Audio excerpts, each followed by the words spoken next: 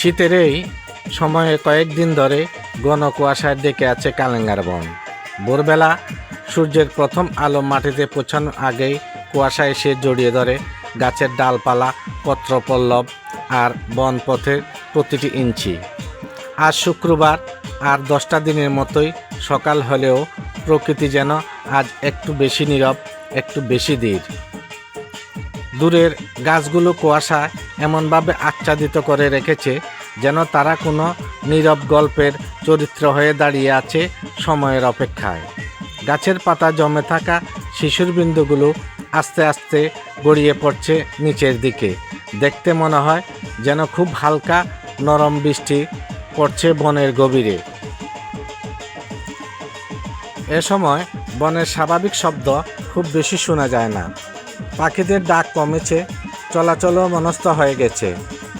বনের অনেক প্রাণী কুয়াশা কেটে যাওয়ার অপেক্ষায় নিজেদের নিরাপদ আশ্রয়ে স্থির হয়ে থাকে। এই নীরবতা আসলে প্রাকৃতিক এক বিশেষ ছন্দ, যা শীতের সকালে কালেঙ্গাকে করে তোলে আরও রহস্যময়, আরও সুন্দর। বনের ভেতর দিয়ে হাঁটতে হাঁটতে চোখে পড়ে চাষকৃত জমির ধারে খাবার খুঁজে বেড়াচ্ছে কয়েকটি সাদা বক। তাদের চলাফেরা শান্ত, ধীরে, মনে হয় তারা জানে তাড়াহুড়ো করে মতো কিছুই নেই।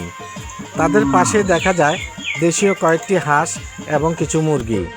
গ্রামীণ জীবনের এই স্বাভাবিক দৃশ্য প্রকৃতি এবং মানুষের সহাবস্থানের এক নিঃশব্দ উদাহরণ।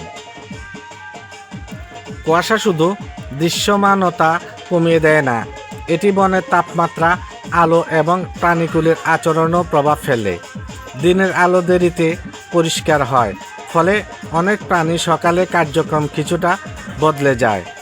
তবে এই পরিবর্তন প্রকৃতির স্বাভাবিক চক্রের অংশ, যা বনের ধারাবাহিকতাভাবে রূপকে সাজিয়ে তোলে। কালেঙ্গার বন শুধু একটি বনভূমি নয়, এটি এক জীবন্ত পরিবেশ ব্যবস্থা।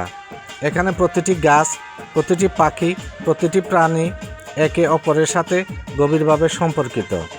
শীতের কুয়াশাচ্ছন্ন সকাল এই সম্পর্কের উপর একটি নরম পর্দা টেনে দেয়, আর আমরা দেখতে পাই প্রকৃতির এক শান্ত, ধীর অথচ গভীর সৌন্দর্য। এই নীরবতা, এই কুয়াশা, এই বন সব মিলিয়ে কালেঙ্গার শীতের সকাল আমাদের মনে করিয়ে দেয় মানুষ ও প্রকৃতির একটি অংশ। আর তাই প্রকৃতির জানা, রক্ষা করা এবং ভালোবাসা আমাদের দায়িত্ব, আমাদের কর্তব্য। পরিবেশের আলো।